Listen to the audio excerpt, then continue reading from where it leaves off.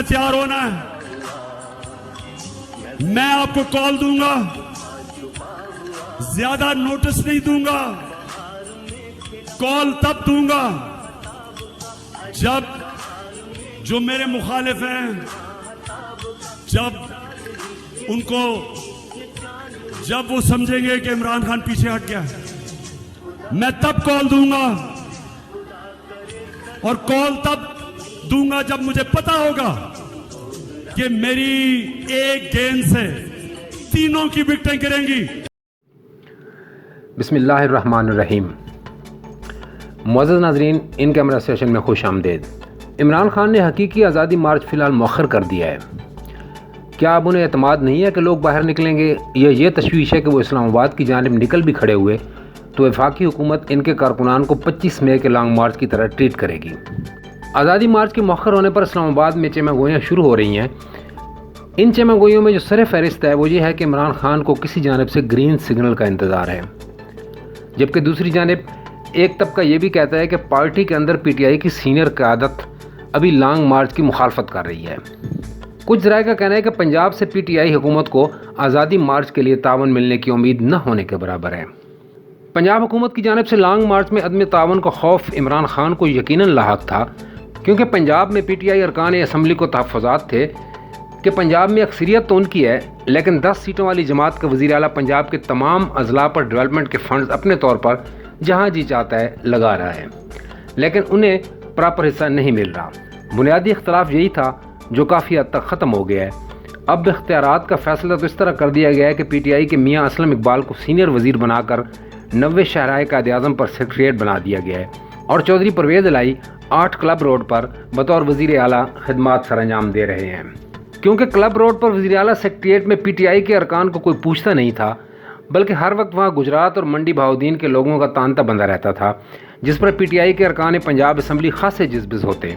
जब पंजाब की दोनों हुक्मरान जमातों के दरमियान इख्तलाफात ने शिद्दत पकड़ी तो मूनस इलाही की बीवी बिस्मा चौधरी, जो चौधरी शुजात हुसैन की बेटी है, उन्होंने शुजात हुसैन और परवेज़ इलाही के दरमियान सुलह की कोशिशें तेज़ कर दी। चुनांचे ख़ानदानी तौर पर मामला तो सेटल हो चुके हैं। ये बात बहरहाल PTI के कैंप में भी सुनी जा चुकी है कि अंदरून खाना शुजात और परवेज़ के मामलात तय होने के साथ साथ ये भी तय हुआ है कि वफाक और पंजाब दोनों हुकूमतें काफ लीग के सर पर खड़ी हैं, इसलिए फ़िलहाल वो खामोशी से मज़े लूटते जाएं। लेकिन इमरान खान को मालूम है कि पंजाब से कारकुनान को लाना अब ज़्यादा मसला नहीं। उन्हें यह भी मालूम है कि काफ लीग के दोनों धड़े किसके कहने पर दोनों हुकूमतों में मौजूद हैं।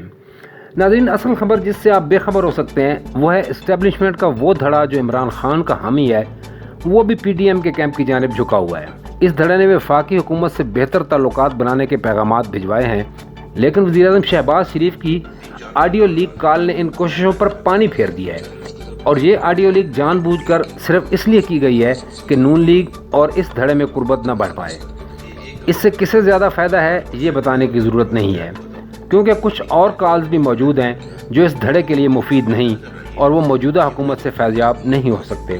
गुज़िश्ता रोज़ इमरान खान और उनके पर्सनल सेक्रेटरी आज़म खान की ऑडियो लीक भी इसी सिलसिले की एक कड़ी है कि इस धड़े ने वापसी पैगाम भिजवाया है कि अगर हमारी रिकॉर्डिंग डार्क वेब से लेकर लीक की गई तो हमारे पास भी बहुत कुछ मौजूद है। गुज़िश्ता रोज़ की ऑडियो लीक ने साइफर साजिश का भांडा फोड़कर इमरान खान के लॉन्ग मार्च को मज़ीद पीछे धकेल दिया है। अब जब तक इमरान खान को इस्टेब्लिशमेंट की तरफ से आज़ादी मार्च का सिग्नल नहीं मिलता, वो आज़ादी मार्च कम अज़ कम नहीं करेंगे।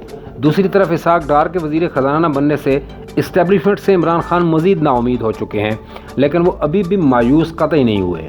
इन्हें कुछ ऐसे लोगों का सहारा बहरहाल है जो इस्टेब्लिशमेंट के करता धरताओं पर भी असरअंदाज हो सकते हैं। चाहे वो इस वक्त रिटायर्ड ज़िंदगी गुजार रहे हैं, लेकिन उनका असर और रसूख बहरहाल कम नहीं है।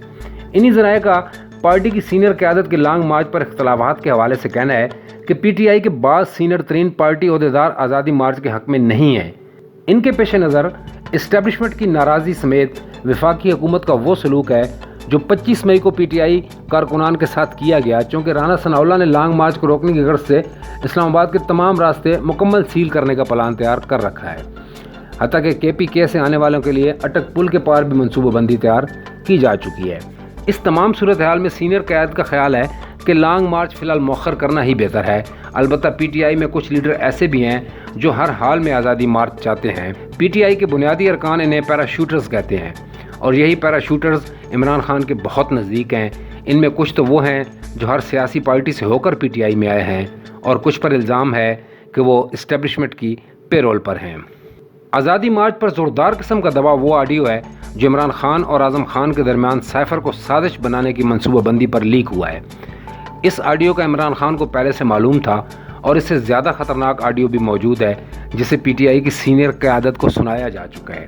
یعنی عمران خان کو یہ پیغام بھی بھیجا جا چکا ہے کہ ملک میں افراتفری نہ پھیلائیں، ورنہ اس کے سدباب کے لیے بہت کچھ مہلک بھی موجود ہے۔ یہ تمام آڈیوز جہاں عمران خان کے بیرونی ایجنڈے اور رجیم چینج بیانیے کو ذکر پہنچائیں گی، وہیں وہ ویڈیو بھی لائن اپ ہے جس کا ذکر گزشتہ روز رانا ثناءاللہ نے ایک ٹی وی شو میں کیا۔ وہ اگر لیک ہوتی ہے تو عمران خان کی سیاست کو ناقابل تلافی نقصان پہنچ سکتا ہے۔ آنے والی آڈیو یا ویڈیوز پر یہ بھی ممکن ہے کہ عمران خان کے خلاف منطقی کارروائی کی جائے اور کچھ سنگین نوعیت کے مزید کیس بھی درج کیے جائیں، جن میں نااہلی سمیت آرٹیکل 6 کی کارروائی کی درخواست بھی ہو سکتی ہے۔ اس لیے فی الحال عمران خان آزادی لانگ مارچ کو مؤخر کر چکے ہیں۔